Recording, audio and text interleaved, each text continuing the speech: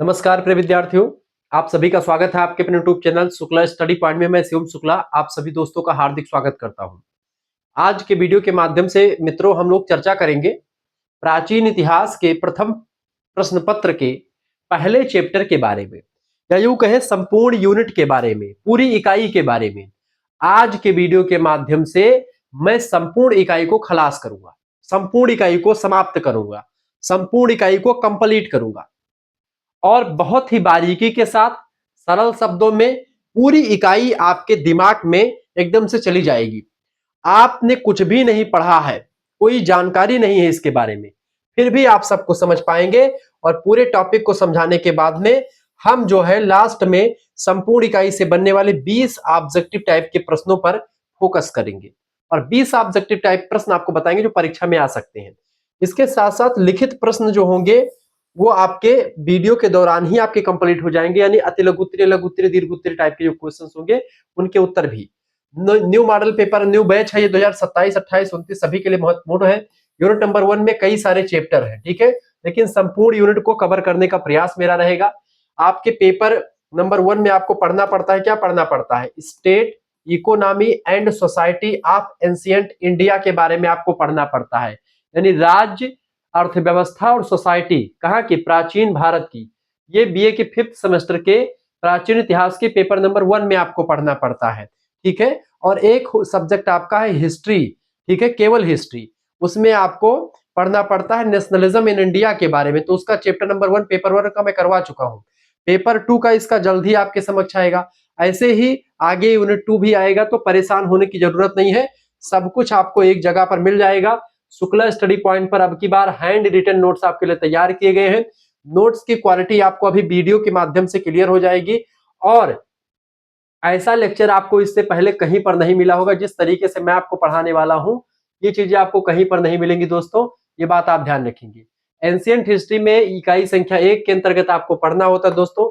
इकाई संख्या 1 में आपको पढ़ना क्या क्या? सबसे पहली बात तो ये, जैसे word and caste in India, ancient India basically, ठीक है, यानी कि word system and caste system, वर्ण व्यवस्था और जाति व्यवस्था प्राचीन भारत में, ठीक है।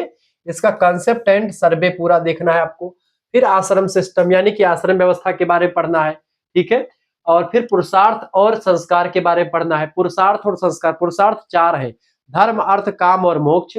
संस्कार 16 होते हैं, पुंसवन से लेकर के गर्भाधान तक।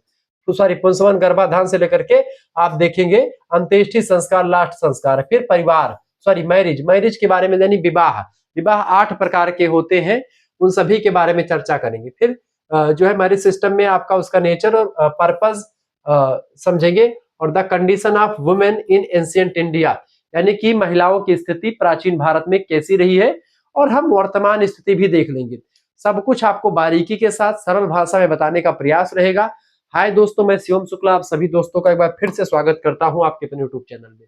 सबसे पहले हम एंशिएंट हिस्ट्री का परिचय देखेंगे, ठीक है। इकाई संख्या 1 में जो अपन को पढ़ना है उसके बारे में हम थोड़ा सा डिटेल जानकारी आपको देने का प्रयास करेंगे। यह लेक्चर आपके लिए बहुत ही महत्वपूर्ण होगा और बहुत ही बारीकी के साथ मैं चीजों को समझाऊंगा, ठीक है। तो घबराने की बिल्कुल आपको जरूरत नहीं है। आपको क्वालिटी थोड़ी सी जरूर जो है मेरे चेहरे की अच्छी नहीं दिखेगी, लेकिन आपको नोट्स मैं यहाँ पर अच्छा विजिबिलिटी आपको दिखाने की कोशिश करूंगा कि आपको एकदम से अच्छा दिखे, ठीक है। थोड़ा सा भी मैं बड़ा करके और आपको बताने वाला हूँ, ठीक है, तो घबराने की बिल्कुल आपको जरूरत नहीं है, ठीक है। चले समझने का प्रयास करते। सबसे पहले देखिए, प्राचीन भारतीय समाज की संरचना अत्यंत व्यवस्थित एवं संगठित थी। इस समाज की नींव धर्म, कर्तव्य, नैतिकता, परंपरा तथा सामाजिक व्यवस्था पर आधारित थी, ठीक है। किस पर आधारित थी दोस्तों? प्राचीन जो है ये प्राचीन हमारी व्यवस्था, वो धर्म पर आधारित थी, कर्तव्यों पर, ठीक है। और इस समाज की जो नींव थी धर्म, कर्तव्य, नैतिकता यानी कि मोरलिटी, परंपरा यानी ट्रेडिशंस और सोशल सिस्टम पर फोकस थी, आधारित थी, ठीक है। समाज को सुचारू रूप से चलाने के लिए वर्ण व्यवस्था यानी कि सभी का कर्म डिसाइड हो चुका था। वर्ण व्यवस्था का एक श्लोक है, ब्रह्मणो वस्य मुखमासीद बाहुराजन्य कृतः उर्तदस्यपदभ्याम शूद्रो अजायतः। अभी इस श्लोक की पूरी मायने हम समझेंगे कि किस तरीके से ब्रह्मा के मुखमंडल से ब्राह्मणों की उत्पत्ति, भुजाओं से क्षत्रियों की उत्पत्ति, जंघों से वैश्य की उत्पत्ति और पैरों से शूद्र की उत्पत्ति मानी जाती है, ठीक है। तो वर्ण व्यवस्था 4 वर्ण होते हैं दोस्तों, ठीक है। प्राचीन व्यवस्था में जाति व्यवस्था, वर्ण व्यवस्था जो है बाद में चल करके जाति व्यवस्था हो जाती है। आश्रम व्यवस्था जिसमें 4 आश्रम है, ठीक है, ब्रह्मचर्य आश्रम, गृहस्थ आश्रम, वानप्रस्थ आश्रम और संन्यास आश्रम, 4 आश्रम है। 4 पुरुषार्थ है, धर्म, अर्थ, काम और मोक्ष, ठीक है। इन्हीं चारों पुरुषार्थों को प्राप्त करने के लिए एक एक आश्रम एक एक पड़ाव के रूप में काम करते हैं, ठीक है। और 16 संस्कार होते हैं अलग अलग जो है ग्रंथों में, किसी में 40 संस्कार, किसी में 20 संस्कार, किसी में 25 संस्कार, किसी में 16 संस्कार। सर्वमान्य जो संस्कारों की गणना है दोस्तों 16 ही मानी जाती विभिन्न गृह सूत्रों के द्वारा। विवाह व्यवस्था, विवाह व्यवस्था की अगर बात करें तो प्राचीन भारत में 8 प्रकार के विवाह होते थे, जिनमें से 4 प्रकार के विवाह अच्छे माने जाते थे और 4 प्रकार के विवाह जो है बेकार माने जाते थे। जैसे ब्रह्म विवाह, आर्ष विवाह, ऋषि विवाह और प्रजापत विवाह अच्छे माने जाते थे। राक्षस विवाह, गंधर्व विवाह, असुर विवाह और पैशाच विवाह, ये 4 विवाह बेकार माने जाते थे। इस तरीके से 8 विवाह होते थे। कौन सा विवाह कैसे होता था पूरा डिटेल से आपको जानकारी दूंगा। आज का लव मैरिज प्राचीन भारत में किस नाम से जाना जाता था उसको भी आपको बताऊंगा, ठीक है। जैसे संस्थानों की रचना की गई है प्राचीन व्यवस्था में समाज को सुचारू रूप से चलाने के लिए, इन संस्थाओं ने न केवल व्यक्ति के जीवन को अनुशासित किया अपितु पूरे समाज में सामंजस्य और स्थिरता बनाए रखी। इसीलिए आज हम इन चीजों को पढ़ने पर फोकस हुए हैं और इन चीजों को पढ़ेंगे। अब वर्ण व्यवस्था की जानकारी थोड़ा सा मतलब एक सरसरी नजर हम थोड़ा सा देखेंगे इसके बारे में, जैसा मैंने आपको बताने का प्रयास किया उसी श्रृंखला में। वर्ण व्यवस्था, देखिए वर्ण का अर्थ होता है रंग या प्रकार। प्राचीन भारत में समाज को 4 वर्णों में विभाजित किया गया है। यह व्यवस्था गुण, कर्म और स्वभाव के आधार पर थी, ना कि जन्म के आधार पर। बाद में चल करके ये चीजें जन्म पर आधारित होती चली गई, ठीक है। प्रमुख कितने वर्ण थे? 4। ब्राह्मण सबसे अच्छा वर्ण माना जाता था, उससे नीचे क्षत्रिय, उससे नीचे वैश्य, उससे नीचे शूद्र, ठीक है। ब्राह्मण जो है यज्ञ करवाता था, दान देता था, दान लेता था, ये सब काम। क्षत्रिय रक्षा करते थे, वैश्य व्यापार करते थे, शूद्र द्विजों की सेवा करते थे, तीनों लोगों की। द्विज माने होता जन्म जायते शूद्रः, ठीक है। और जब यज्ञ उपवीत हो जाती थी तब उस व्यक्ति को द्विज कहते थे। द्विज में जैसे ब्राह्मण, क्षत्रिय, वैश्य, द्विज माने दोबारा से जन्म होना, ठीक है। ये बात आप ध्यान रखेंगे। आगे बढ़ते हैं और भी चीजों को जानने का प्रयास करते हैं। एक बार वीडियो को शेयर कर दीजिएगा और लाइक भी कर दीजिएगा, क्योंकि इसी प्रकार से इंफॉर्मेटिव वीडियो मैं लगातार आपके लिए लाता रहता हूँ, ठीक है। आगे देखेंगे।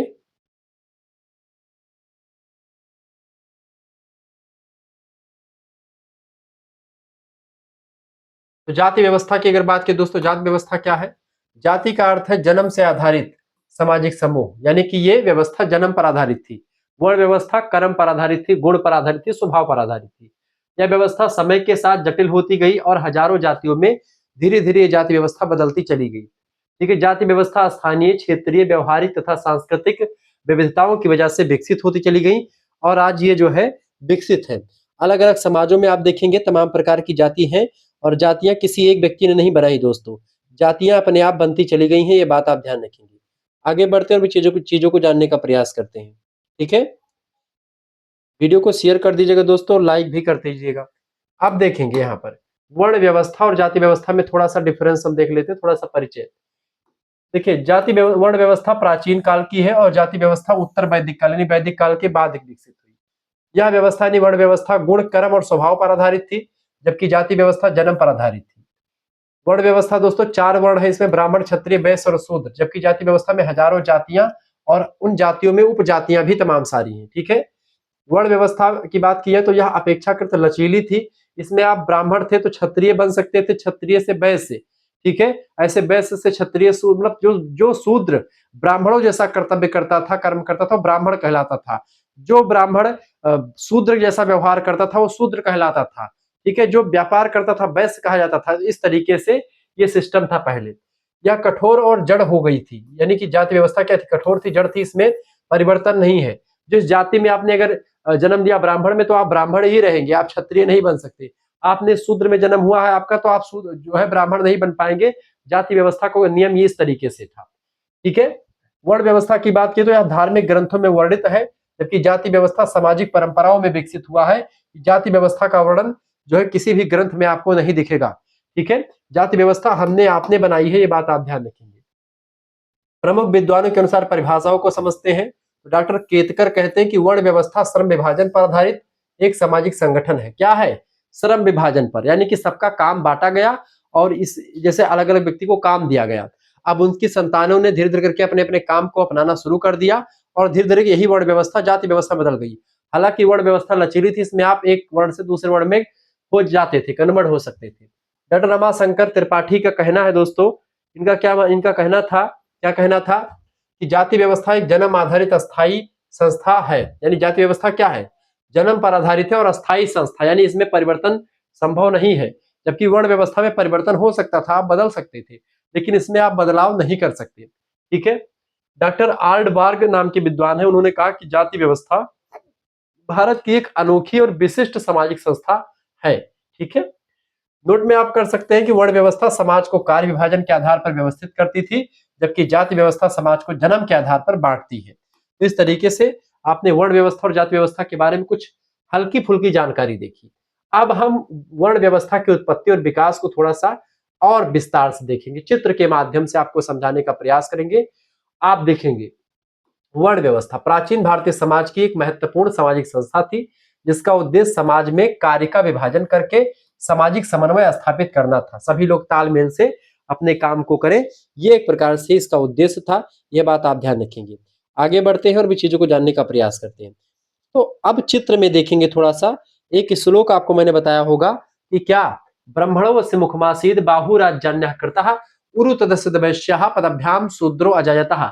दोस्तों इसकी उत्पत्ति जो हुई है वर्ण व्यवस्था की, ऋग्वेद जो सबसे प्राचीन वेद है उसमें एक पुरुष सूक्त है। उस पुरुष सूक्त में श्लोक संख्या 10, ठीक है, उसमें 10वें मंडल के 90 नंबर श्लोक के अनुसार पुरुष सूक्त में कहा गया है कि ब्रह्मा के मुख से ब्राह्मण, भुजाओं से क्षत्रिय, जंघाओं से वैश्य तथा पांवों से शूद्र की उत्पत्ति हुई। यह वर्ण व्यवस्था की धार्मिक उत्पत्ति को दर्शाता है। श्लोक क्या है, ब्रह्मणो अस्य मुखमासीदा बाहुराजन्यः कृतः उरु तदस्य वैश्याः पदभ्याम शूद्रो अजयतः। ठीक है।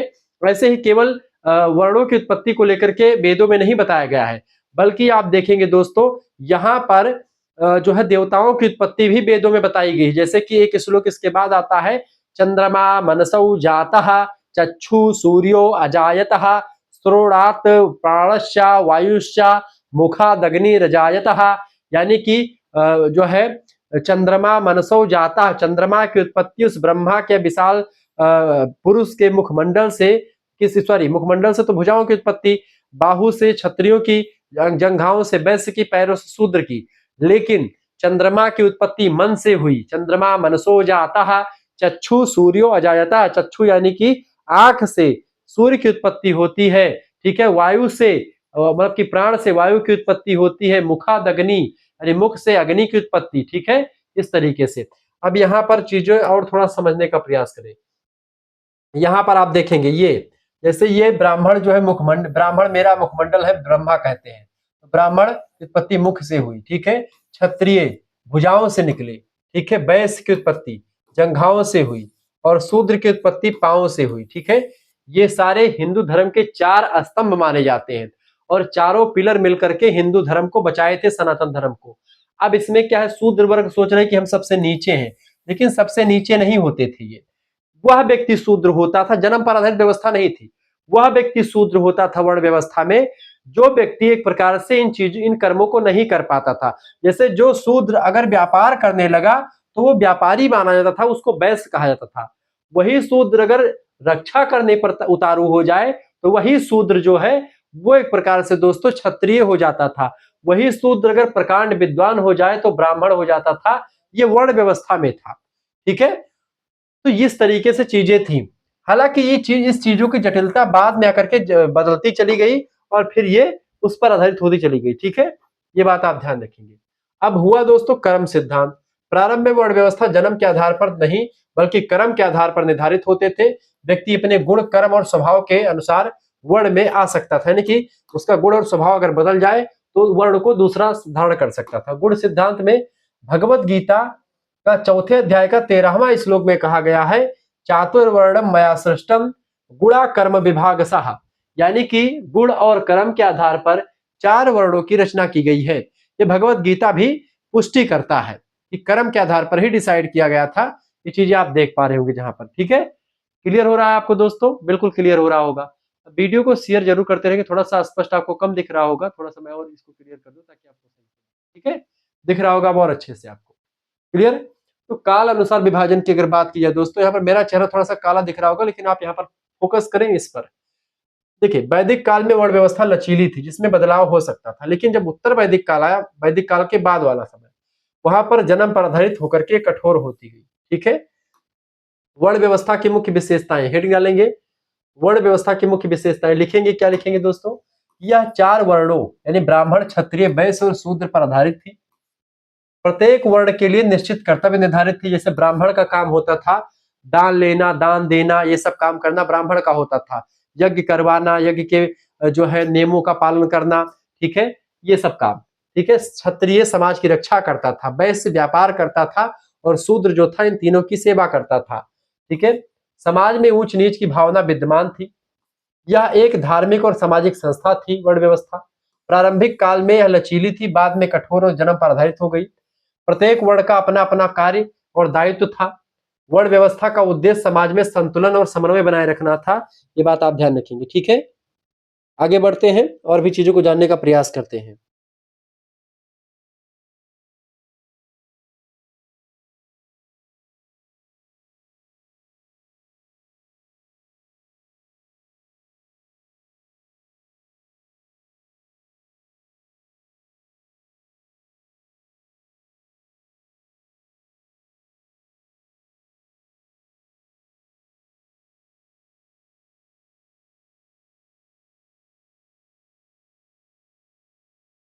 ठीक है, क्लियर हुआ।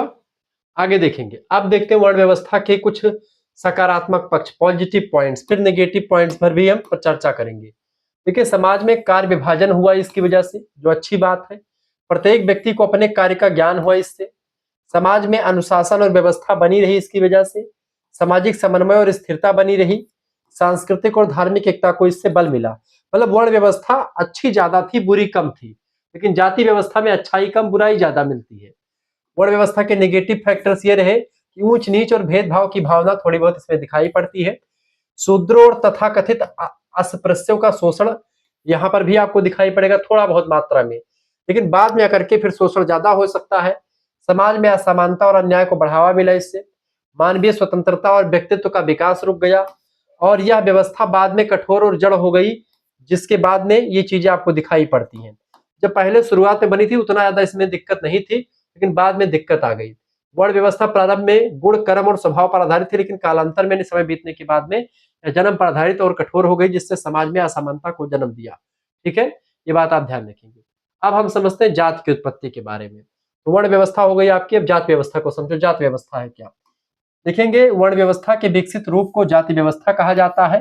जाति व्यवस्था का विकास कालांतर में हुआ। कालांतर यानी वर्ण व्यवस्था के समय बीत गया बहुत दिनों के बाद में, ठीक है, इसका विकास हुआ। यह व्यवस्था अधिक जटिल थी, यानी इसमें बदलाव बहुत ही मुश्किल काम होता था।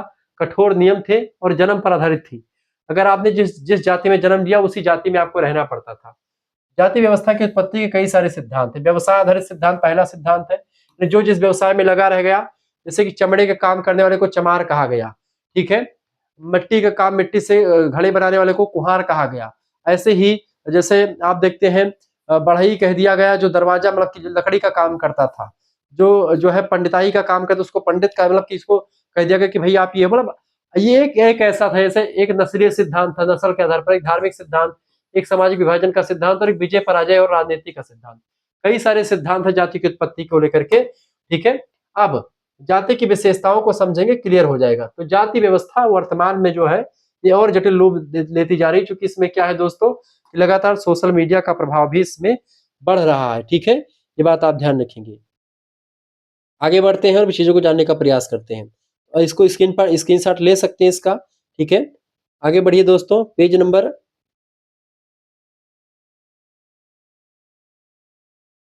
देखिए, जन्म पर आधारित जाति व्यवस्था की विशेषता हेडिंग डाल करके लिखेंगे। ये जन्म पर आधारित थी। जाति व्यवस्था, जाति जन्म से निर्धारित होती है। वंशानुगत व्यवसाय यानी व्यवसाय पीढ़ी दर पीढ़ी इसमें चलता रहता है।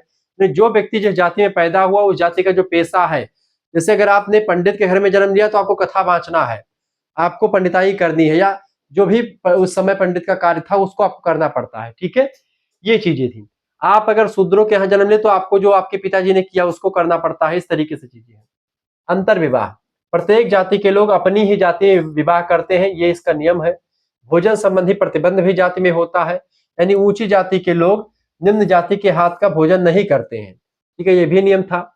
सामाजिक और धार्मिक पदानुक्रम, यानी जातियों में ऊंच नीच का भेदभाव भी दिखाई पड़ता है, नहीं छोटी जातियों में भी आप देखेंगे ऊंच नीच का भेदभाव दिखाई पड़ेगा, ठीक है। ऐसा नहीं कि केवल जो है ब्राह्मण ही नहीं खाते हैं किसी के घर में, ब्राह्मणों को पूजा पाठ करना होता था। मैं ब्राह्मण हूं इसलिए नहीं कहता हूं।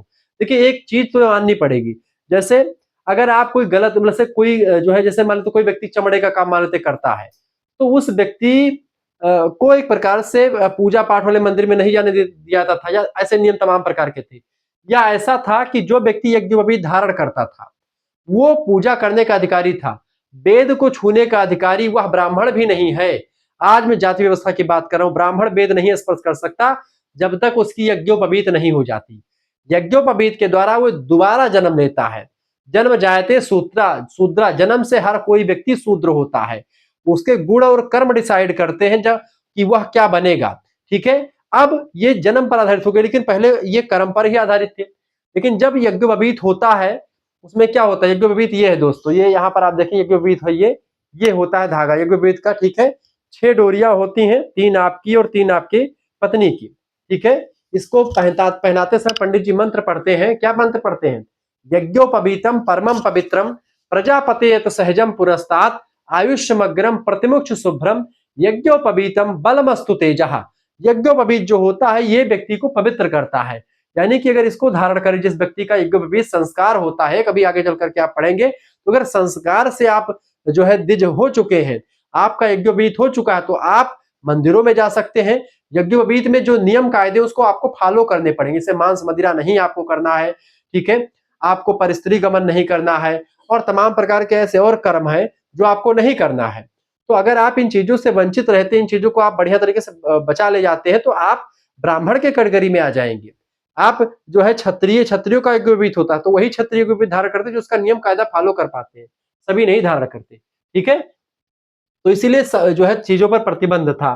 क्लियर, आगे बढ़ते हैं।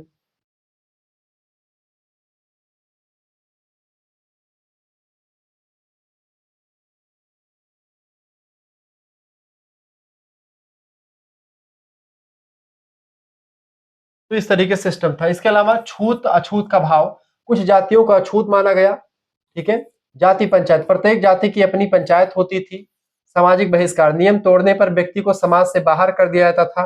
कठोरता, जाति व्यवस्था लचीली नहीं थी, इसमें बदलाव संभव नहीं था। अगर आप जिस जाति में पैदा हुए उसी जाति में आप मृत्यु भी आपकी हो जाती, लेकिन बदल नहीं सकते आप जाति, ऐसा नियम।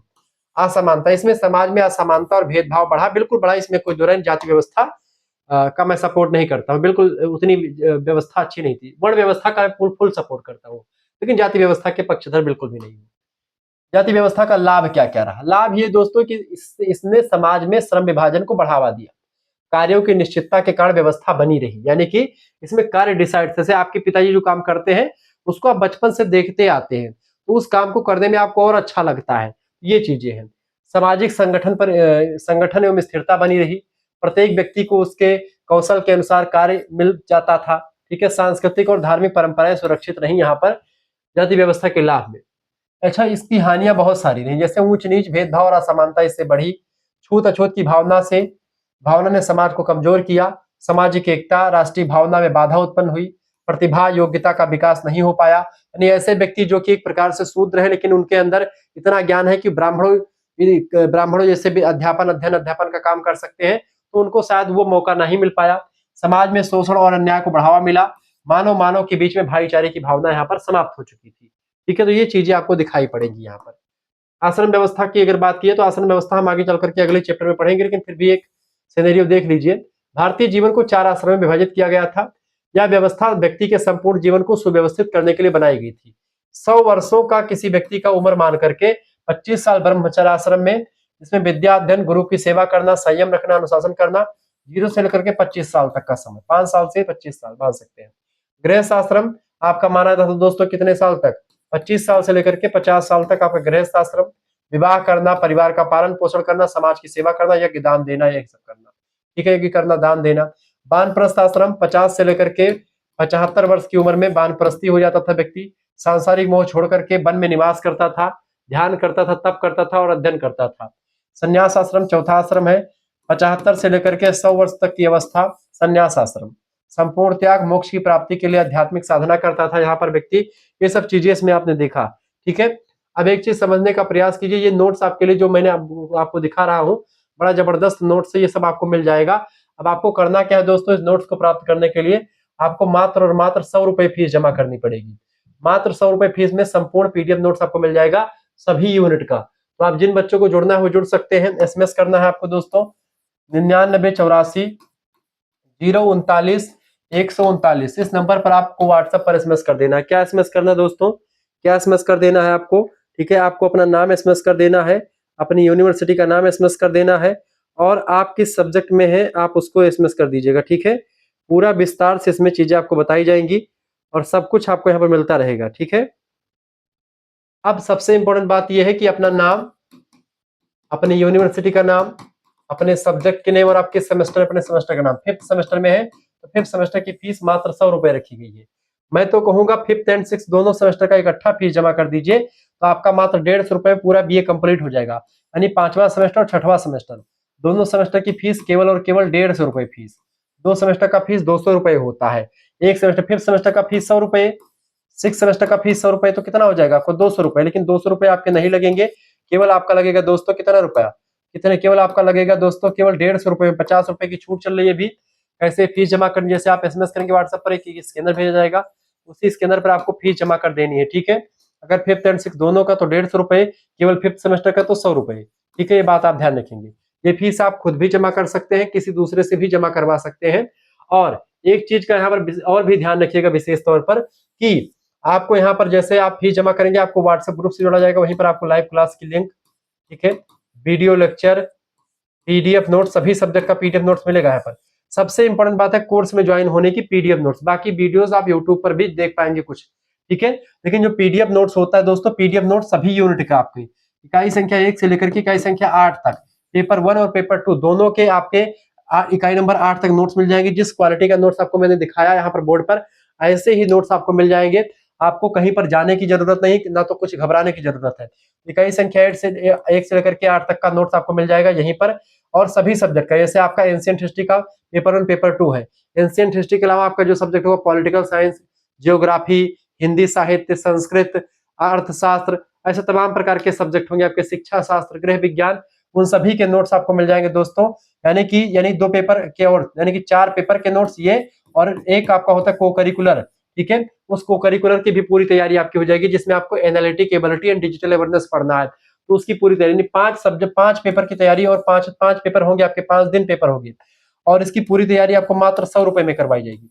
अब 5th सेमेस्टर में 5 पेपर, ऐसे ही 6th सेमेस्टर में 5 पेपर होंगे, उसकी भी तैयारी के लिए 100 रुपए लगते हैं, लेकिन इकट्ठा फीस जमा करने पर केवल 150 रुपए में आपको हो जाता है। अब यही चीज क्यों आपको हमारे कोर्स को लेना चाहिए, जैसे कि मान लेते हैं आप परीक्षा के दौरान सीरीज खरीदते हैं मार्केट से, नोट्स जो आता है आपकी यूनिवर्सिटी का, उसको खरीदते हैं। एक सीरीज कितने की आती है, 60 रुपए की, तो एक पेपर की सीरीज 60 रुपए की, तो 5 पेपर की सीरीज आपकी कितने की आ जाएगी, 6×5 = 30, 300 रुपए की सीरीज आप एक सेमेस्टर में खरीदते हैं। 2 सेमेस्टर में 600 रुपए की सीरीज आपकी खर्च हो जाता है, पैसा 600 रुपया। ये फीस आपको नहीं देना है, ये फीस मतलब कि ये पैसा आपका खर्च नहीं होगा, ये अपने जेब में रखिए। मात्र 150 रुपए हमारे पास भेजिए, और इसी 150 रुपए में आपको सभी सब्जेक्ट का नोट्स, हैंड रिटन नोट्स, उच्च क्वालिटी का notes, exam oriented notes, exam के दृष्टिकोण से महत्वपूर्ण नोट्स, पिछले साल के कई क्वेश्चंस पेपर का सॉल्यूशन, ऑब्जेक्टिव, लिखित यानी अति लघुत्तरीय, लघुत्तरीय, दीर्घोत्तरीय, सब कुछ आपको मिलेगा एक ही जगह पर। कहीं पर आपको भटकने की कोई जरूरत नहीं, कोई किताब, कोई सीरीज लेने की जरूरत नहीं पड़ेगी। आप हमारे से जुड़े रहे, सब कुछ आपको मिलता रहेगा दोस्तों, ठीक है। और बहुत ही बारीकी के साथ चीजों को मैं समझा रहा हूं। अब आगे बढ़िएगा दोस्तों, और भी चीजों को जानने का प्रयास करते हैं, ठीक है। अगला लेक्चर दोस्तों,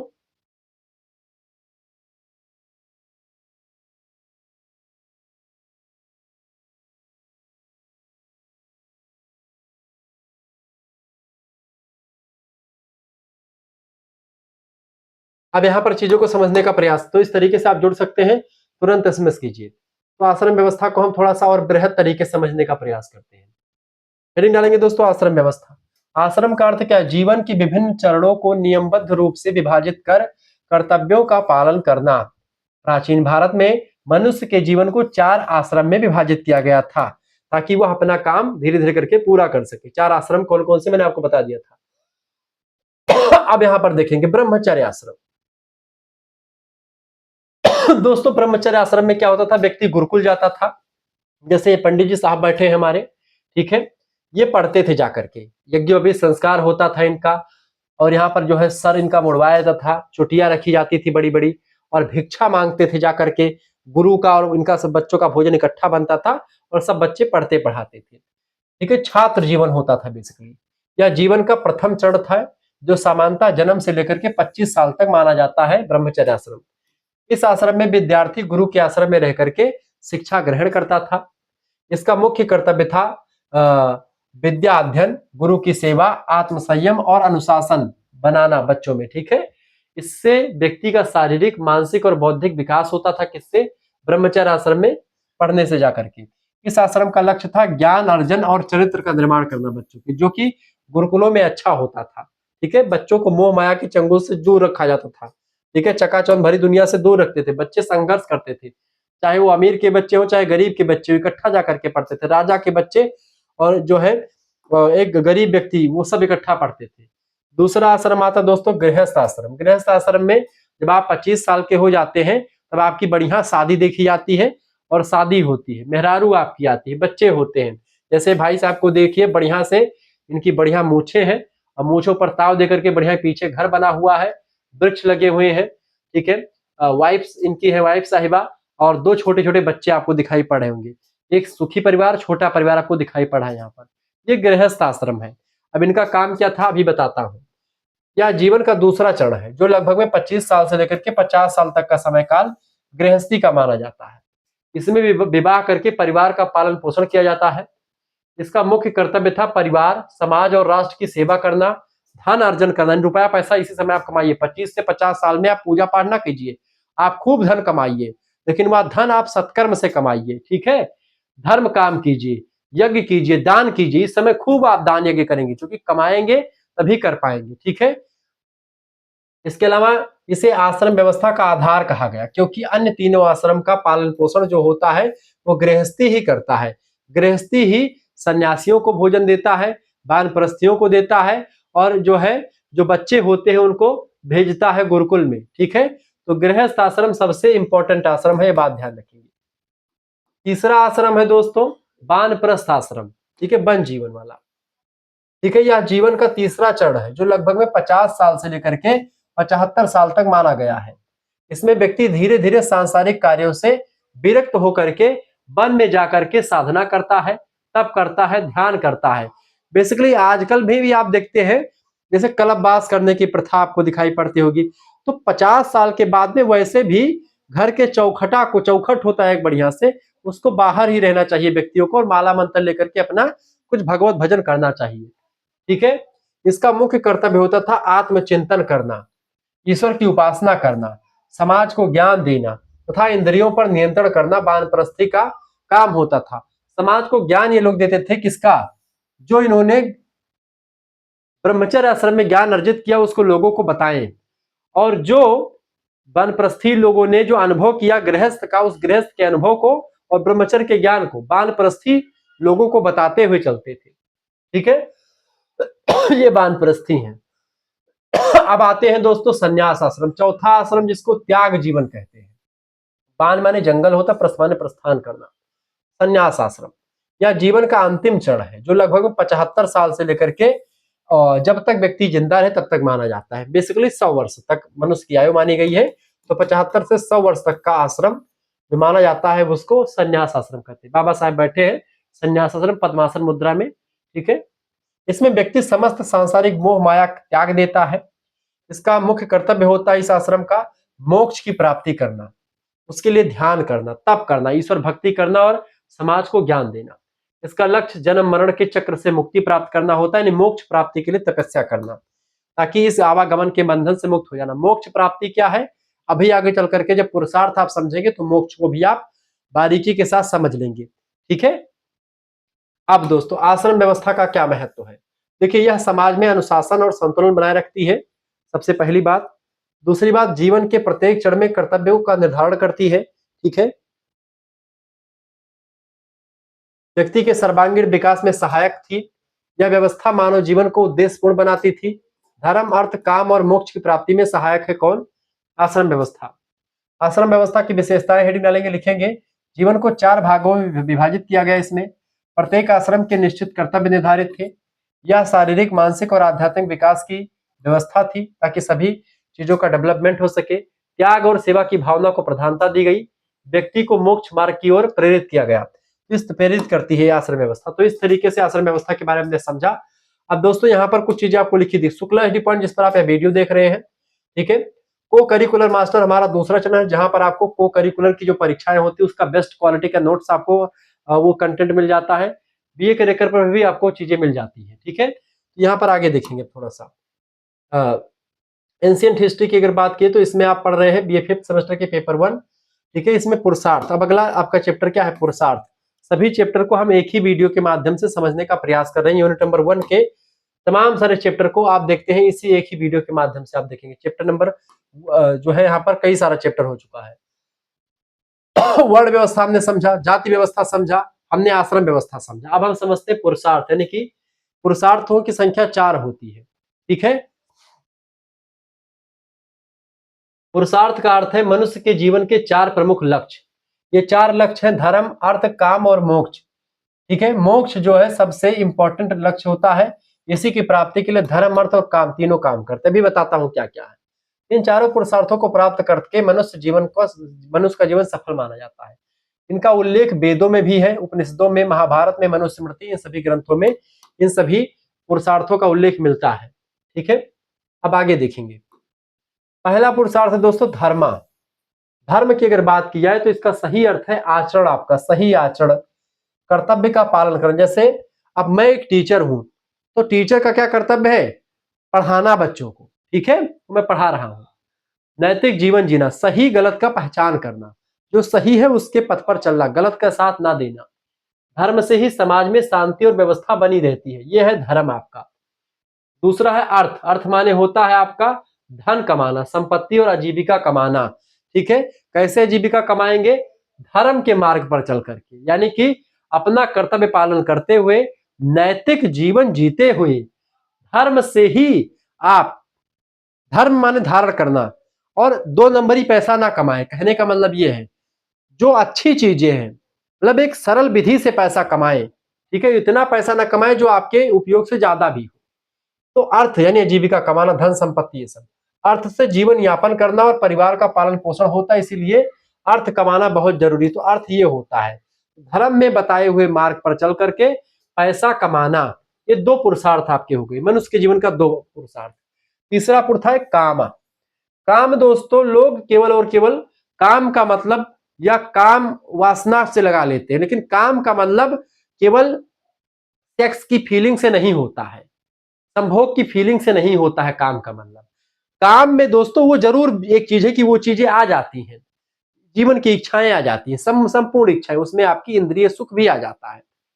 बहरहाल काम का अर्थ होता है इच्छाओं की पूर्ति, और जब भी मनुष्य की इच्छाओं की पूर्ति नहीं होती है, अगर किसी मनुष्य की इच्छा अपूर्ण है, तो वह व्यक्ति पुनर्जन्म लेता है, और तब उसको मोक्ष की प्राप्ति, दैट इज इम्पॉसिबल, संभव नहीं है।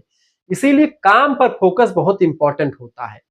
अपने जीवन की समस्त इच्छाओं की पूर्ति करें, सुख और आनंद प्राप्त करना, यह काम होता है।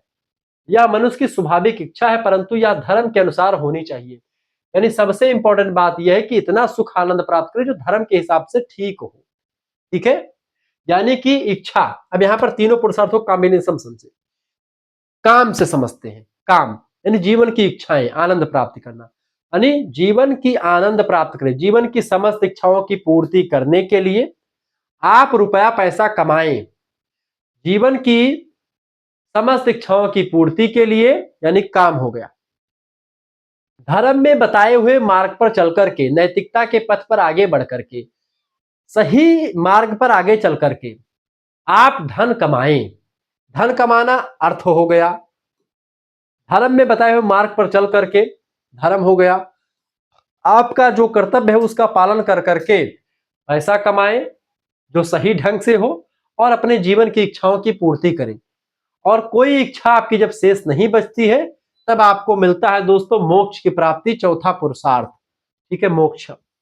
मोक्ष का अर्थ है जन्म मरण के बंधन से मुक्त हो जाना, क्योंकि मनुष्य का जीवन दोस्तों हिंदू धर्म ग्रंथ के अनुसार 84 लाख योनि भ्रमण करने के बाद में मनुष्य का शरीर मिला हुआ है।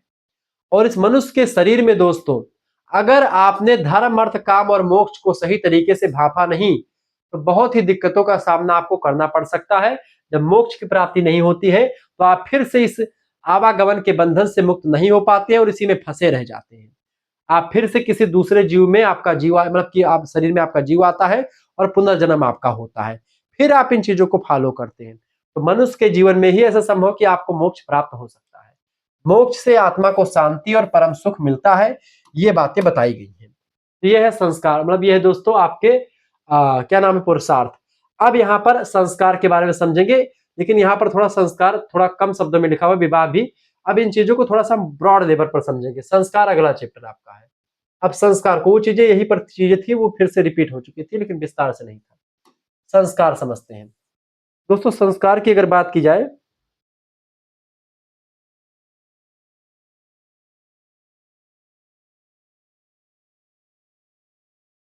संस्कार, संस्कार का अर्थ लिखेंगे। संस्कार शब्द सम प्लस कृ धातु से बना हुआ है, जिसका मतलब होता है अच्छा बनना या अच्छा बनाना, पारिष्कृत करना, शुद्ध करना। किसी को संस्कार से व्यक्तियों को शुद्ध किया जाता है।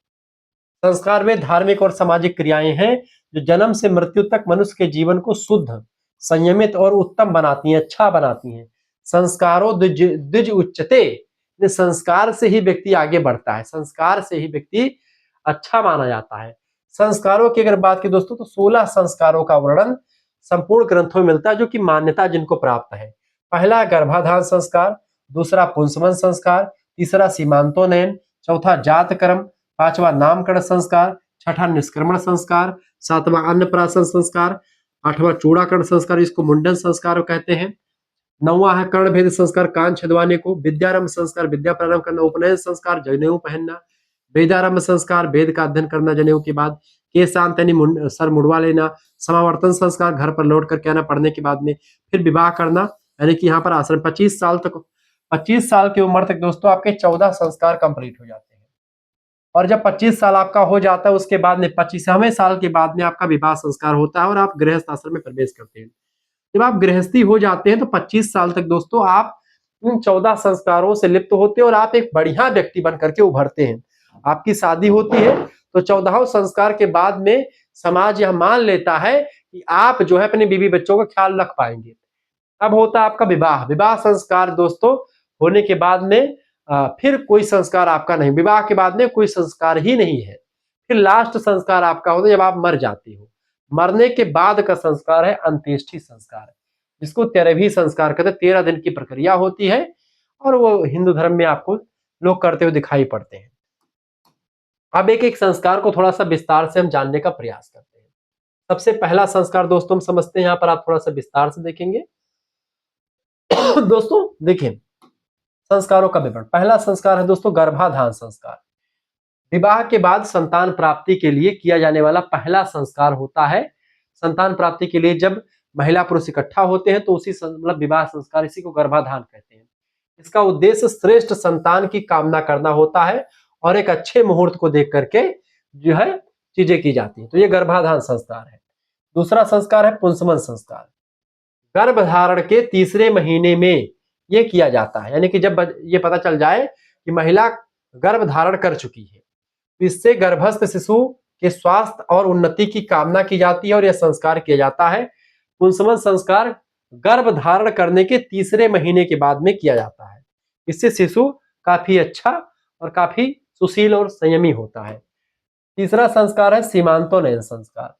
गर्भवती स्त्री के 7वें महीने में, यानी जब गर्भवती महिला अपने 7वें महीने में प्रवेश करती है उस समय यह संस्कार किया था सीमांतोनयन संस्कार।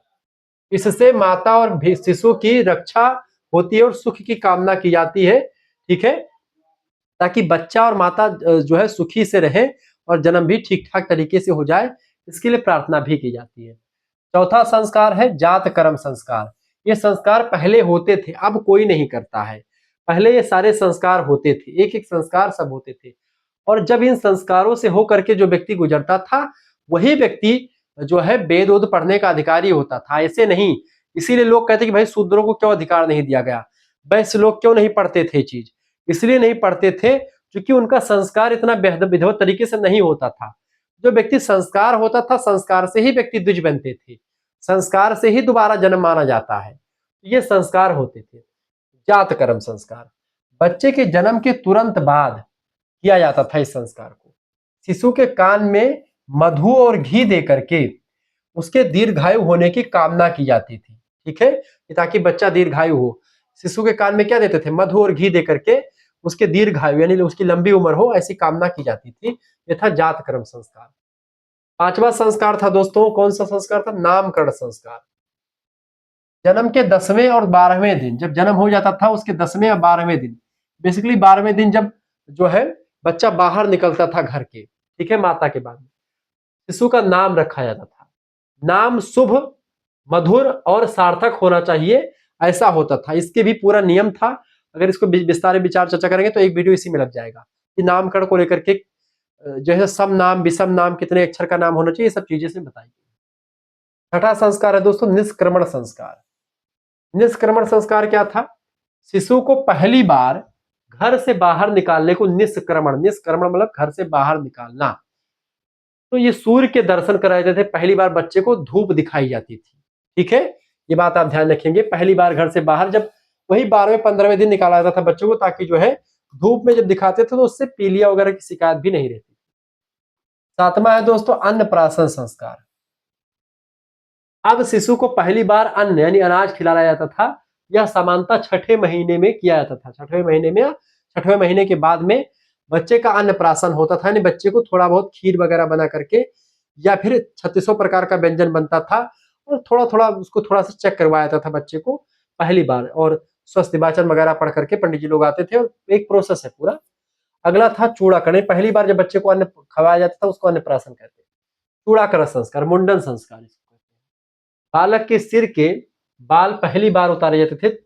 इससे शरीर और मन की शुद्धि मानी जाती थी। सर के बाल उतारने से जन्म के 3रे साल या जन्म के 5वें साल अलग अलग बच्चों के अलग अलग एरिया में जिस तरीके से व्यवस्था होती थी उसी हिसाब से मुंडन होता था।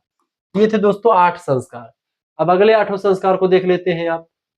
ये थे 9वां संस्कार क्या था दोस्तों, कर्ण भेद संस्कार। यानी कि जब मुंडन हो जाता था बच्चे का फिर होता था कान छिदाई। बालक के कान छिदवाए जाते हैं। यह स्वास्थ्य, दीर्घायु और सौंदर्य के लिए किया जाता था। बेसिकली ये स्वास्थ्य और दीर्घायु के लिए, और अंडकोश में जो वृद्धि होती है दोस्तों वो नहीं होती है अगर कोई व्यक्ति कर्ण छिदवाता है तो, इससे अंडकोश नहीं बढ़ता है। ये भी एक इसका जो है लॉजिक बताया जाता है। कर्ण भेद संस्कार का नहीं, हर व्यक्ति का कान छिदवाया जाता था।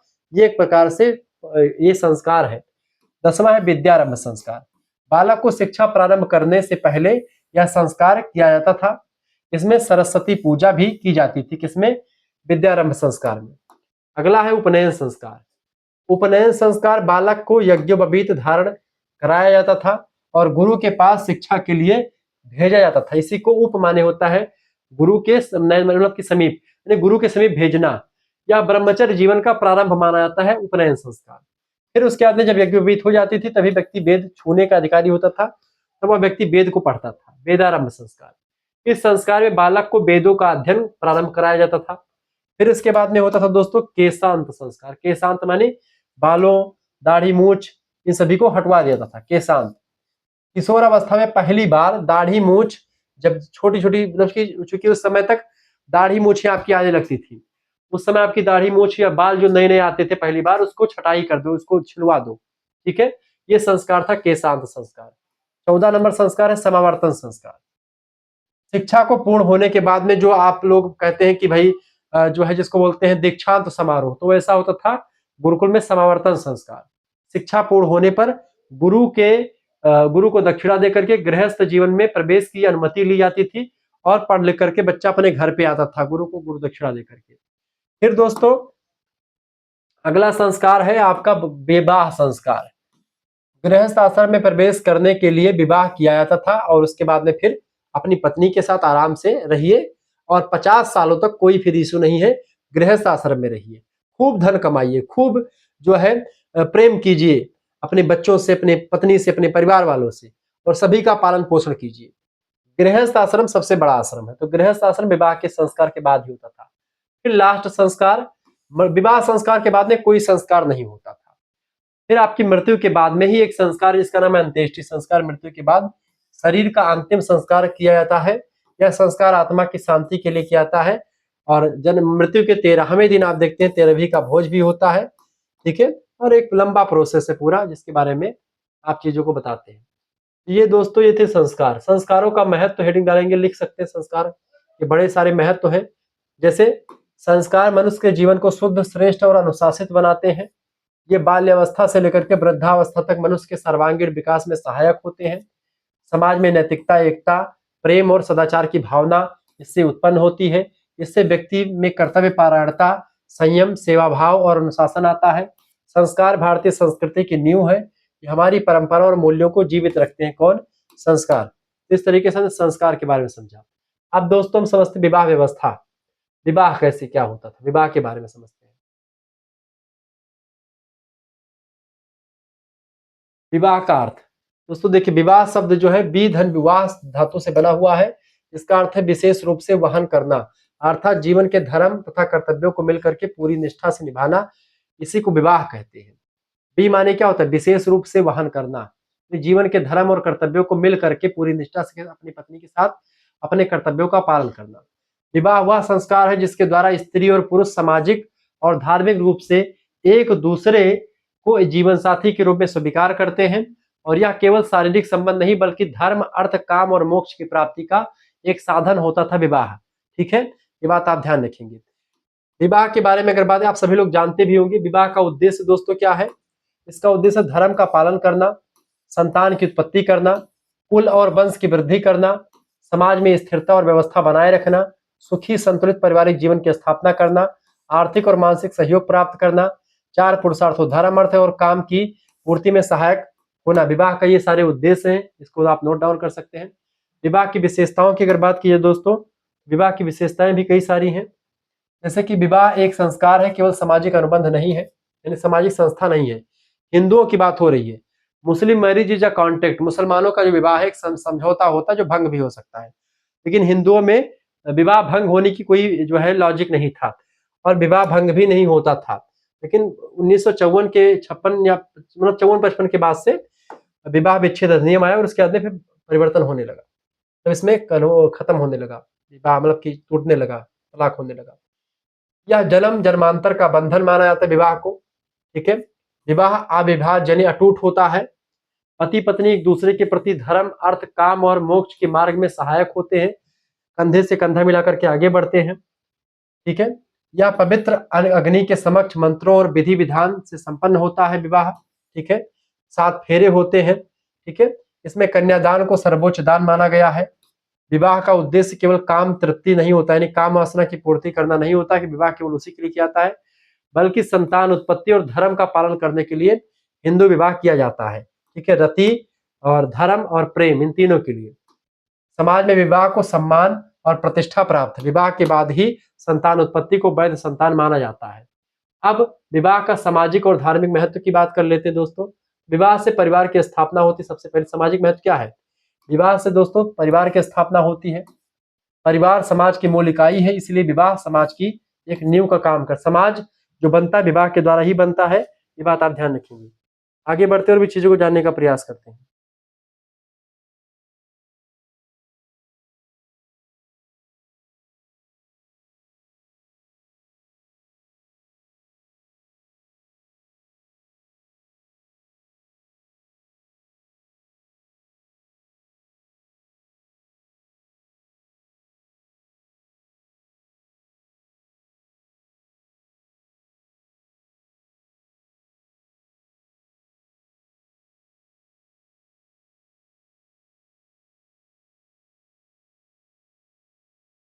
ठीक है।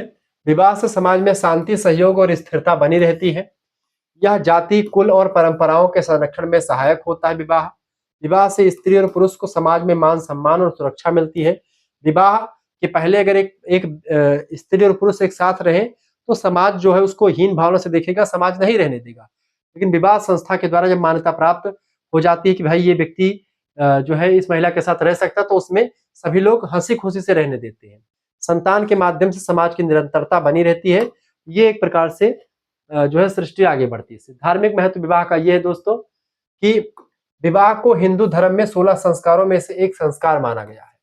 विवाह के बिना व्यक्ति अनेक धार्मिक कर्म करने के लिए अयोग्य माना जाता है। अगर विवाह आपका नहीं हुआ है तो बहुत सारे ऐसे काम है जो आप नहीं कर सकते।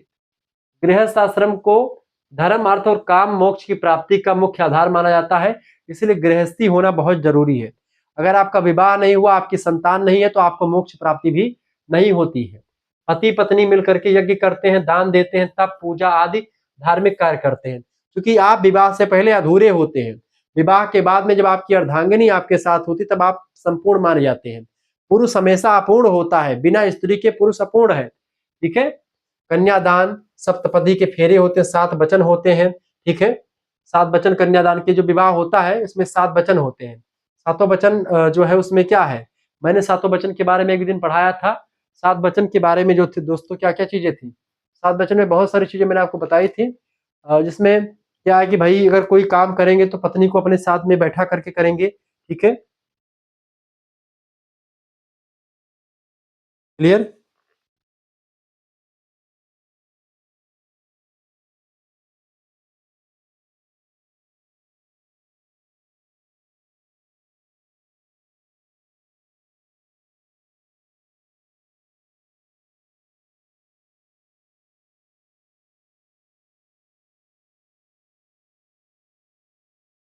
देखिए, कन्यादान सप्तपदी के श्लोक होते थे, 7 वचन होते थे, उस सप्तपदी कहते हैं, फेरे होते हैं। ये सभी विधियां धार्मिक दृष्टि से अत्यंत पवित्र मानी जाती हैं। विवाह से पितृऋण की पूर्ति होती है और मोक्ष का मार्ग प्रशस्त होता है, क्योंकि विवाह के बाद में ही पितृऋण आपका, इसे विवाह से आपका बच्चा होगा, या फिर आप जो है जब पितृऋण, चूंकि विवाह के बाद ही आप अपने पिता का तर्पण वगैरह कर पाते हैं, तो ये सब चीजें इसमें शामिल होती हैं। विवाह से पहले भी कर देते, लेकिन विवाह से ही सब कुछ संभव है। विवाह केवल 2 व्यक्तियों का मिलन नहीं, बल्कि 2 परिवारों और 2 संस्कृतियों का मिलन होता है। यह जीवन को पूर्णता, अर्थपूर्णता और पवित्रता के बंधन में बांधता है। विवाह कई प्रकार का होता है। विवाह 8 प्रकार के हैं दोस्तों, अष्टविध विवाह कहा जाता है इसको। ठीक है। अब विवाह कौन कौन से इसको समझते हैं। पहला विवाह है दोस्तों ब्रह्म विवाह। ब्रह्म विवाह जो होता है, इसको देखें। ब्रह्म विवाह परिभाषा लिखेंगे, जब पिता किसी गुणवान, वेदज्ञ, सुशील और योग्य वर को बिना किसी लालच के अपनी कन्या दान में देता है, कोई योग्य पिता, तो वो होता है आपका ब्रह्म विवाह। मुख्य बिंदु, इसमें कोई लेन देन नहीं होता, कोई ना किसी को कुछ देता लेता नहीं है। ठीक है। इसे सर्वश्रेष्ठ विवाह माना जाता है, किसको, ब्रह्म विवाह को। स्वरूप इसका कैसा, कन्यादान इसमें प्रधान होता है। पूर्णतः धार्मिक और शुद्ध विवाह जो माना जाता है वो ब्रह्म विवाह ही माना जाता है। दूसरा विवाह है दैव विवाह। दैव विवाह में क्या होता है कि जब पिता अपनी कन्या को यज्ञ करने वाले ऋतिक को, यानी कि आपने किसी से यज्ञ करवाया, किसी ऋतिक से, यानी कि ऋतिक माने जो यज्ञ करने वाला जो ब्राह्मण है, उससे आपने यज्ञ करवाया, यानी कि यजमान का जो पुरोहित है, पंडित जी हैं, उनको दान में अपनी कन्या को दे देता है कि गुरुजी आप मेरी कन्या को ले जाइए, हम आपको देते हैं। ठीक है, आप इसके साथ रहिए, धर्म का पालन कीजिए। ठीक है, आपकी सेवा में हमारी कन्या तत्पर है। तो ये होता है आपका दैव विवाह। कन्या को यज्ञ के पुरोहित को दान दिया जाता है इस विवाह में। स्वरूप क्या, धार्मिक कार्य में संलग्न व्यक्ति को कन्या दान करना इसमें होता है, जो धर्म का कार्य करता हो। अब पुरोहित से बड़ा धर्म का काम तो कोई करता नहीं है, इसीलिए ताकि वो जाएगी तो पंडित जी की मदद करेगी और उससे शादी करवा देते थे, दान में दे देते थे अपनी कन्या को, मतलब कि वर मान करके उस ब्राह्मण को। ये था दोस्तों दैव विवाह। तीसरा विवाह है दोस्तों, कौन सा विवाह, आर्ष विवाह।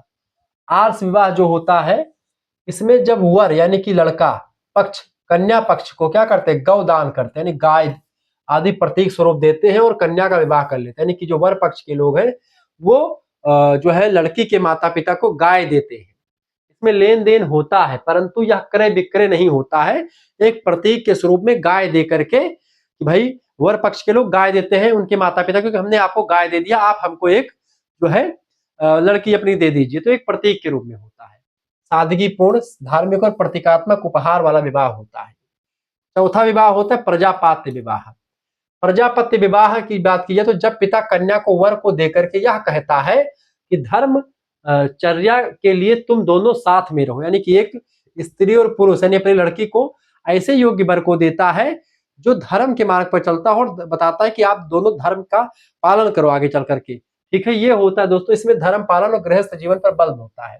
कर्तव्य पालन और पारिवारिक जीवन के लिए प्रेरित किया जाता है प्रजापत्य विवाह में। ठीक है दोस्तों, ये 4 विवाह जो थे अच्छे विवाह थे। ये 4 विवाह समाज में पहले भी होते थे, आज भी ऐसे विवाह देखने को मिलते हैं। अब जो विवाह जो नहीं होते थे या जिसको मतलब होते थे लेकिन इस विवाह को समाज मान्यता नहीं देता था, जैसे कि ये गंधर्व विवाह आप देख रहे होंगे भाई साहब को और इस महिला को। ठीक है, इस जलपरी को देखिए और इस जो है अजगर को देखिए, दोनों लोगों का देखिए विवाह किस तरीके से हो रहा है। दोनों लोग प्रेम विवाह कर रहे हैं। मैं प्रेम विवाह का खिलाफ नहीं हूं, लेकिन प्रेम विवाह भी अपने माता पिता से पूछ करके बता करके कीजिए, भैया हम फलाने से प्यार करी थे, हमारा ब्याह करवा दियो। ठीक है, तो ब्याह आपके हो जाए। तो गंधर्व विवाह, जब स्त्री और पुरुष अपनी इच्छा से बिना माता पिता की स्वीकृति के विवाह करते हैं, माता के पिता को बताते नहीं है, बस प्रेम किया, आई लव यू उनको बोला, उनको बोले और शादी कर लिया जा करके मंदिर में माला पहना करके, या प्रेम विवाह कहलाता है। आजकल का जो लव मैरिज है वो पहले गंधर्व विवाह कहते थे, परस्पर प्रेम और सहमति पर आधारित है। माता पिता की सहमति इसमें मतलब उतना इंपॉर्टेंट नहीं रखती। ये विवाह भी उस समय मान्य नहीं था, असुर विवाह। जब वर पक्ष कन्या को मतलब कन्या पक्ष को धन दे दे, वस्त्र दे दे, कन्या से विवाह करें, यानी कि बहुत ज्यादा। असुर विवाह मतलब होता है कि वर पक्ष वाले कन्या पक्ष के माता पिता को इतना धन वगैरह दे करके मतलब लड़की को एकदम खरीद इस टाइप का, या खरीद फरोख जैसा विवाह होता है कि भाई इतना पैसा धन मता दे दे कि भाई तुम्हारी कन्या मेरी हो जाए। ठीक है, धन लेन देन पर आधारित विवाह ये था। ये भी विवाह मान्य नहीं था। अगला था आपका राक्षस विवाह, यानी जब युद्ध करके या बलपूर्वक कन्या का हरण कर उससे विवाह किया जाता था, यानी कि जैसे किसी जाकर बिटिया सुंदर देखें जबरन ब्याह लिए करवाए, आदि काल में आप देखते हैं। ऐसा विवाह को राक्षस विवाह कहते हैं। इसमें क्षत्रियों से में प्रचलित था ये बेसिकली। ठीक है, क्षत्रियों में होता था, यानी कि इसमें क्या था कि भाई जैसे युद्ध किया और राजा पराजित हो गया, उसकी लड़की कोई तो उससे शादी हो जाती थी। बलपूर्वक और युद्ध द्वारा किया गया विवाह को राक्षस विवाह कहते थे। यह भी विवाह ज्यादा मात्रा में अच्छा विवाह नहीं माना जाता था। पैशाच विवाह, ठीक है, ये था दोस्तों कि जब कोई पुरुष स्त्री को उसकी इच्छा के विरुद्ध नशे या बेहोशी की स्थिति में उसका भोग कर ले और बाद में फिर समाज कहे कि भैया भोग कर लिया हो तो इससे विवाह कर लो। यानी कि जैसे आजकल जैसे बलात्कार हो रहे हैं, रेप हो रहे हैं, उस टाइप से, यानी अगर उस समय ऐसा कर लीजिए आप जबरदस्ती नशे की हालत, बेहोशी की हालत में, तो ऐसे में अगर आप उससे विवाह करते हैं ऐसे कर करके जबरदस्ती, फिर समाज ऑटोमेटिक बोलेगा कि भाई अब लड़की की बदनामी हो ही गई है तो इसी से विवाह करवा दो। ये विवाह जो होता था इसको बोलते थे पैशाच विवाह। ठीक है, यह सबसे निकृष्ट और सबसे पापपूर्ण विवाह माना गया है। अधार्मिक और कदापि निंदनीय विवाह है, इसको किसी भी दृष्टि से मान्य नहीं माना गया है। इस तरीके से 8 विवाह प्रचलित थे, लेकिन ये नीचे के 4 विवाह बिल्कुल बेकार विवाह थे, ऊपर के 4 विवाह सबसे अच्छे विवाह थे, लेकिन सबसे नीचे वाला सबसे बेकार विवाह था। ठीक है, ये देखें, इनमें ब्रह्म विवाह, दैव, आर्ष और प्रजापति को श्रेष्ठ माना गया है। गंधर्व विवाह को मध्यम माना गया है। आसुर, राक्षस और पैशाच विवाह को निकृष्ट विवाह में माना गया है। ठीक है, ये बात आप ध्यान रखेंगे, ये चीजें आपने समझी। अब आगे बढ़ते प्राचीन विवाह में, मतलब कि प्राचीन भारत में महिलाओं की क्या स्थिति थी इसको समझते हैं। देखिए दोस्तों, वैदिक काल में महिलाओं की स्थिति, हेडिंग डालेंगे, देखेंगे वैदिक काल 1500 ईसा पूर्व से लेकर के 600 ईसा पूर्व, महिलाओं की स्थिति अत्यंत सम्मानजनक और उच्च थी। उन्हें पुरुषों के समान अधिकार प्राप्त था, महिलाओं को पढ़ने का अधिकार था, सामाजिक, धार्मिक, शैक्षिक और आर्थिक क्षेत्र में महिलाएं भाग लेती थी, सक्रिय हुआ करती थी। आप देखिए अपोला, अपाला, घोषा, मुद्रा, तमाम प्रकार की ऐसी विदुषी महिलाएं हैं जिनको पढ़ने का अधिकार मिला। अब यहाँ पर देखेंगे शिक्षा का अधिकार। वैदिक काल में कन्याओं को शिक्षा प्राप्त करने का पूरा अधिकार था। कन्याएं वेदों का अध्ययन करती थी और वेद मंत्रों का उच्चारण भी महिलाएं करती थी। उन्हें विभिन्न विद्याओं जैसे कि वेद अध्ययन, संगीत, नृत्य, चिकित्सा, ज्योतिष, दर्शन आदि की शिक्षा महिलाओं को भी दी जाती थी वैदिक काल में। ब्रह्मवादिनी और साध्यवर्ती नामक 2 प्रकार की विदुषी महिलाएं थी। प्रसिद्ध विदुषियों में गार्गी, मैत्रेयी, लोपामुद्रा, घोषा, अपाला, तमाम प्रकार की महिलाओं का नाम मिलता है, जो कि वैदिक काल में खूब पढ़ी लिखी, ठीक है, बहुत विद्वान थी, जो शास्त्रार्थ करती थी, ऋषि मुनियों को हरा देती थी, गार्गी वगैरह। ठीक है, अब विवाह, मैरिज। वैदिक काल में विवाह की औसत आयु कन्याओं की 16 से 20 साल तक कन्या की आयु होती थी विवाह के लिए। पुरुषों की 25 से 30 साल मानी जाती थी। कन्या को वर चुनने की स्वतंत्रता थी। स्वयंवर प्रथा प्रचलित थी इस समय, ठीक है। स्वयंवर माने कि इसे स्वयंवर प्रथा देखते, भगवान राम का स्वयंवर हुआ, ठीक है, और तमाम प्रकार के स्वयंवर आपने देखे। तो स्वयंवर माने कि कन्या अपनी मर्जी से वर का चुनाव करती थी। तमाम प्रकार के ऑप्शन होते थे सामने, राजा महाराजा आते थे, उनका चुनाव खुद करती थी। विवाह में 8 प्रकारों में ब्रह्म, दैव, आर्ष और प्रजापात्य गंधर्व विवाह श्रेष्ठ माने जाते थे, ठीक है। नारी एक पति के प्रति निष्ठावान रहती थी, यानी एक ही, यानी अपने पति को ही सर्व कुछ मानती थी, परमेश्वर के रूप में देखती थी। पति पत्नी के बीच प्रेम और सहयोग की भावना प्रबल होती थी। विधवा विवाह की भी अनुमति वैदिक काल में आपको दिखाई पड़ती है। पुनर्विवाह अस्वीकार्य था, यानी दोबारा आप विवाह नहीं कर सकते, ठीक है। विधवा की भी विवाह अनुमति थी तथा पुनर्विवाह अस्वीकार्य यहाँ पर नहीं था विधवाओं का, ठीक है। लेकिन आप एक से अधिक महिलाएं उतना ज्यादा नहीं रख सकते थे अगर आपको जरूरत है तो। धार्मिक अधिकार, देखिए महिलाएं धार्मिक अनुष्ठानों, यज्ञों और हवनों में पति के साथ भाग लेती थी। पत्नी को यज्ञ की अर्धांगिनी माना गया है। बिना पत्नी के यज्ञ संभव नहीं होता था। भगवान राम जब यज्ञ करने के लिए जाते हैं राजसूय, तो माता सीता नहीं है, तो उनके लिए सुवर्ण की मूर्ति बनवाई जाती माता सीता की, तब यज्ञ सफल होगा। बिना पत्नी के, बिना महिला के यज्ञ सफल ही नहीं होगा, ठीक है। कई अवसरों पर महिलाएं स्वयं यज्ञ का संचालन भी करती थी।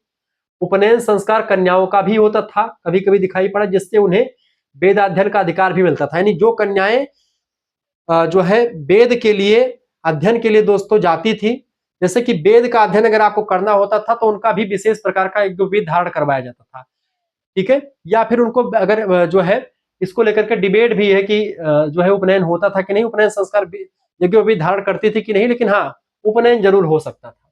महिलाएं वेद मंत्रों का उच्चारण कर सकती थी तथा ऋचाएं रचती थी, ऐसा कुछ कुछ मामले में मिलता है। धार्मिक चर्चाओं और दार्शनिक सभाओं में महिलाओं की भागीदारी थी, जैसे गार्गी, मैत्री, इनका उल्लेख धार्मिक सभाओं में मिलता है। शास्त्रार्थ किया था इन लोगों ने, राजा जनक वगैरह से भी किया है। सामाजिक सम्मान, सोशल रिस्पेक्ट, महिलाओं को समाज में उच्च सम्मान प्राप्त था।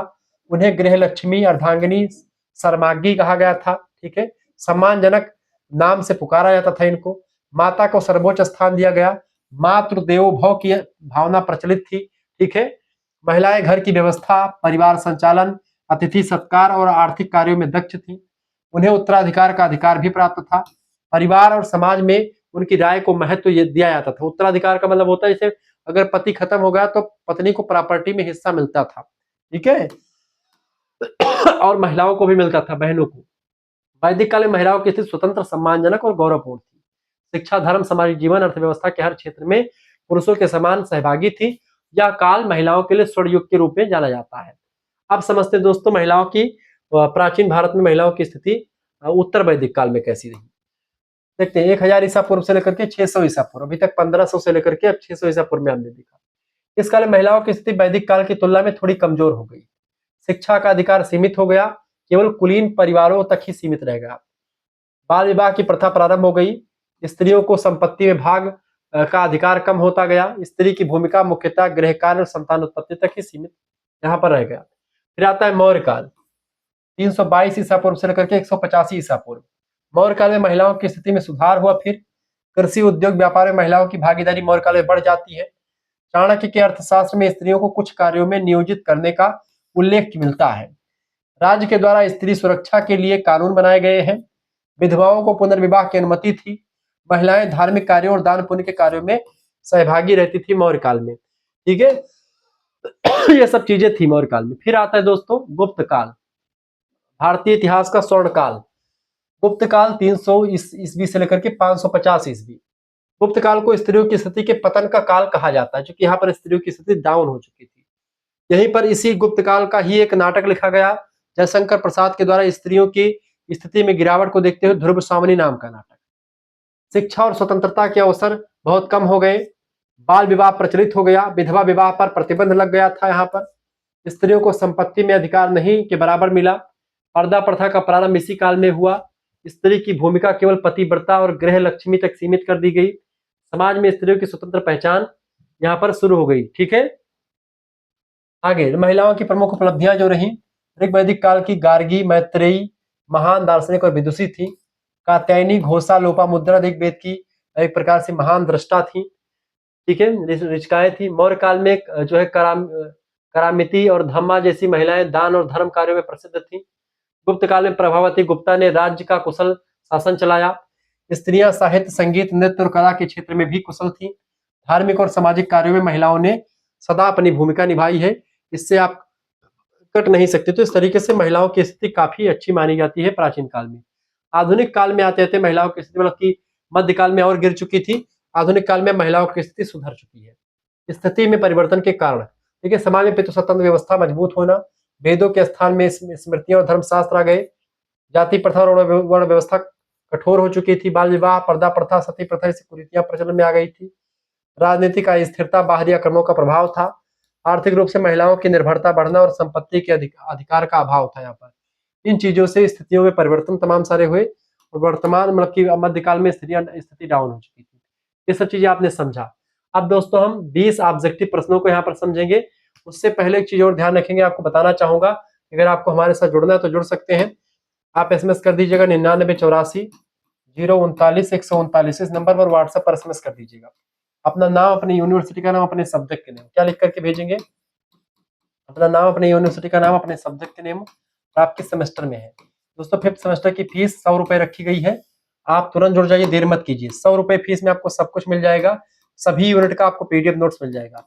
जैसे आप इस पे व्हाट्सएप पर एसएमएस करेंगे, ठीक है, जैसे आप एसएमएस करेंगे तो तुरंत आपके पास एक क्यूआर कोड भेजा जाएगा, उसी पर आपको 100 रुपए फीस जमा कर देने हैं।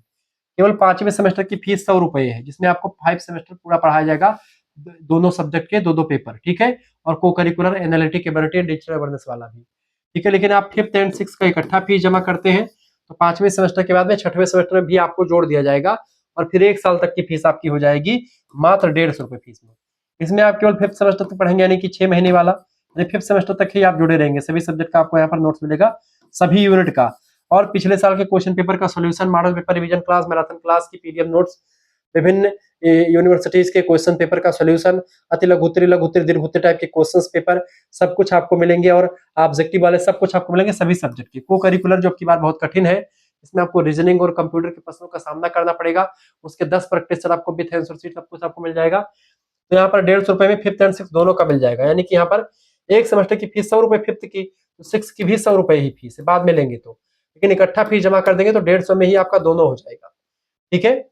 अब यहाँ पर सबसे मजेदार बात यह है कि यहाँ पर आपको जैसे एक सब्जेक्ट का सीरीज लेंगे तो कम से कम आपको 60 रुपए खर्च करने, 5 विषय आपको यहाँ पर मिलेंगे, मतलब 5 पेपर आपको पढ़ने हैं, तो 300 रुपए की आप सीरीज खरीदते हैं एक सेमेस्टर में।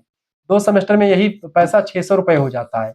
ये पैसा आपको खर्च नहीं करना है, मात्र 150 रुपए फीस जमा कीजिए, अपने 500 रुपए, 450 रुपए बचा लीजिए, ठीक है, 600 रुपए बचा लीजिए। तो फिर उसमें क्या होगा, सब कुछ आपको व्हाट्सएप ग्रुप में जोड़ा जाएगा, वहीं पर आपको लाइव क्लास की लिंक भी मिल जाएगी, जो वीडियो लेक्चर की प्लेलिस्ट है वो भी मिल जाएगी, और model paper, revision class, marathon class के पिछले साल के जो 2026 के क्वेश्चन पेपर है वो सब आपको दिखाई पड़ेंगे, सब कुछ आपको मिलते जाएगा। पिछले साल के नोट्स भी आपको मिल जाएंगे, अब की बार का जो नया नोट्स जो हैंड रिटन वाला जो मैं दिखा रहा हूँ सब आपको मिल जाएंगे, ठीक है। तुरंत एसएमएस करें, देर बिल्कुल भी ना करें, ठीक है।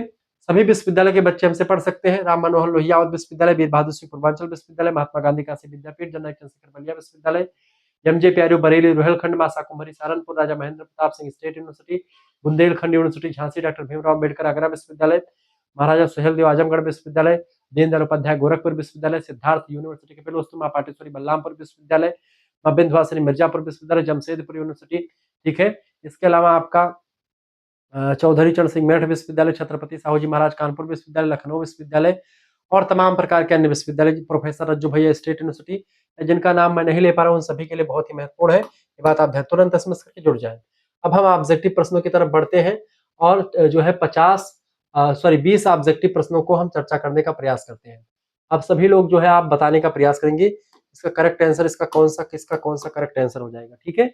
आप सभी लोग बताने का प्रयास करेंगे, वीडियो को शेयर और लाइक जरूर कर दीजिएगा, क्योंकि इसी प्रकार से इन्फॉर्मेटिव वीडियो में लगातार आपके लिए लाता रहूं, ठीक है। आपने बहुत महत्वपूर्ण चीजों को जान लिया दोस्तों, समझ लिया है। अब यहाँ पर बहुत इंपॉर्टेंट ये है कि आप इन चीजों को समझने का प्रयास कीजिए। पहला प्रश्न है, वर्ण व्यवस्था में गुण, कर्म और स्वभाव के आधार पर किसका महत्व माना गया है दोस्तों। तो ये माना गया है किसका महत्व, वर्ण व्यवस्था में गुण, कर्म और स्वभाव के आधार पर किसका महत्व माना गया है, जन्म का, धन का, रूप का, या गुण, कर्म और स्वभाव का। इसका करेक्ट आंसर क्या हो जाएगा, सी ऑप्शन, गुण, कर्म और स्वभाव का महत्व माना गया है, ठीक है, वर्ण व्यवस्था में। दूसरा प्रश्न है, 4 वर्ण कौन कौन से हैं?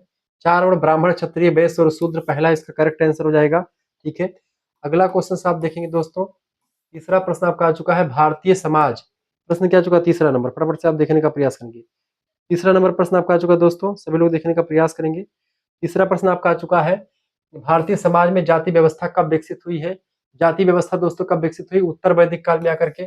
बी ऑप्शन इसका करेक्ट आंसर हो जाएगा। ठीक है, अगला प्रश्न आपका आ चुका है, चौथा नंबर प्रश्न है दोस्तों, चौथा नंबर प्रश्न है, कुलीनता और पेशा किसके आधार पर निर्धारित होते थे? कुलीनता और पेशा किसके आधार पर डिसाइड होते थे दोस्तों?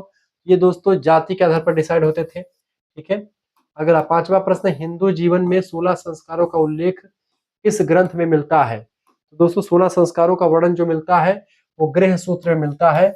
Option number C correct answer होगा। जैसे बौधायन गृह सूत्र, पाराशर गृह सूत्र, ऐसे तमाम प्रकार के गृह सूत्र है। 16 संस्कारों में पहला संस्कार कौन सा है?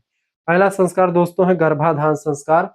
करेक्ट आंसर हो जाएगा बी ऑप्शन। ठीक है, सातवां प्रश्न है, उपनयन संस्कार किसके लिए होता है? उपनयन संस्कार दोस्तों सभी के लिए होता है, केवल द्विजों के लिए? ये होता है दोस्तों केवल द्विजों के लिए। C option. 7 नंबर का करेक्ट आंसर क्या हो जाएगा? C option. द्विज माने होता है ब्राह्मण, क्षत्रिय और वैश्य। ब्राह्मण का यज्ञोपवीत जो है कितने साल पर होता है? 8 साल पर होता है। क्षत्रियों का 10 साल पर और वैश्य का 12 साल पर यज्ञोपवीत होता है। ये बात आप ध्यान रखेंगे। ठीक है, अगला क्वेश्चन आप देखेंगे, बाकी स्त्रियों का और शूद्रों का यज्ञोपवीत नहीं होता था। 8 नंबर प्रश्न है, विवाह का मुख्य उद्देश्य क्या है? विवाह का मुख्य उद्देश्य दोस्तों धर्म पालन और वंश वृद्धि करना। Option number B correct answer होगा।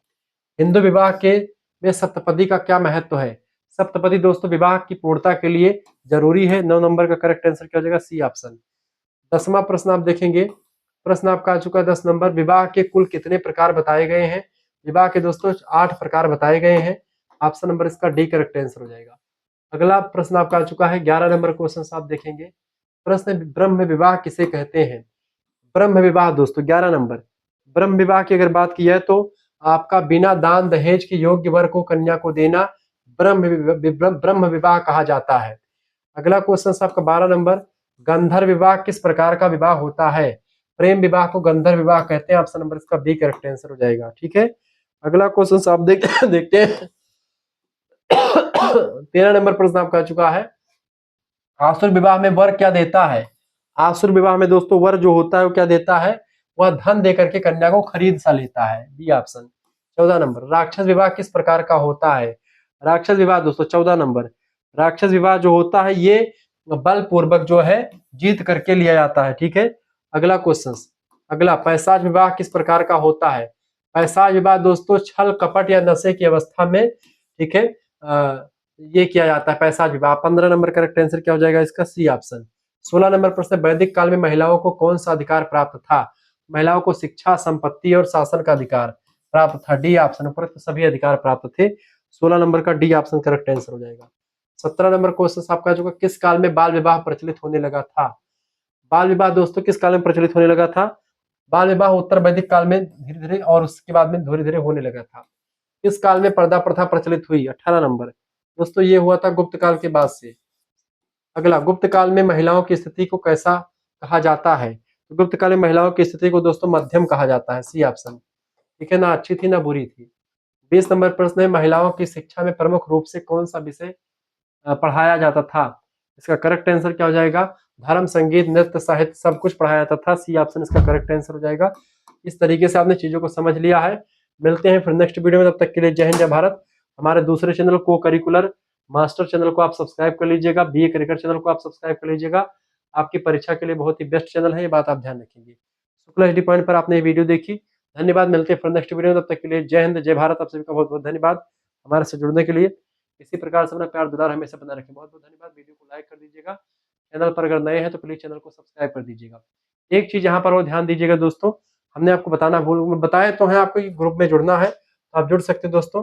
ठीक है, मैं फिर से नंबर में लिख दे रहा हूँ ताकि आपको कोई दिक्कत ना हो और आसानी से आप जुड़ जाएं। ठीक है, मात्र 100 रुपये फीस में 5th सेमेस्टर का और 150 रुपये फीस आप जमा करते हैं तो पूरा आपको 5th एंड 6th दोनों सेमेस्टर का आपको मिल जाएगा। ठीक है, इस नंबर पर आपको SMS कर देना व्हाट्सएप पर, पूरा यूनिट का आपको नोट्स मिलेगा सभी सब्जेक्ट का। 9984 039 139 2 मेजर सब्जेक्ट का ही पेपर होगा, एक सब्जेक्ट के 2 पेपर होंगे, दोनों पेपर के 8वीं इकाइयों के नोट्स और को करिकुलर का भी नोट्स मिलेगा। ठीक है। अपना नाम, यूनिवर्सिटी का नाम, सब्जेक्ट नेम करके भेज दीजिएगा। 5th सेमेस्टर का फीस दोस्तों 100 रुपए रखा गया है। 100 रुपए में सभी सब्जेक्ट का आपको मिल जाएगा, यानी 5 पेपर जो आपके होंगे, 5 पेपर की तैयारी हो जाएगी इसमें। और 5th एंड 6th सेमेस्टर का दोनों का फीस वैसे तो 200 रुपए हो जाता है, लेकिन आपके लिए केवल और केवल 150 रुपए फीस में हो जाएगा। अभी ऑफर चल रहा, तो मैं तो कहूंगा कि आप सभी लोग जो है ऑफर का लाभ उठाइए और 150 रुपए फीस जमा कीजिए, ताकि आपको 5th सेमेस्टर में जोड़ दो और 5th के पेपर के बाद में फिर आपको 6th में जोड़ दिया जाएगा। ठीक है। तो आप सभी लोग देख ही चुके होंगे किस तरीके से आपको चीजें मिलेंगी। आपको नोट्स भी आपको दिखाई पड़ रहा होगा, नोट्स भी आपने क्वालिटी देखा होगा। धन्यवाद।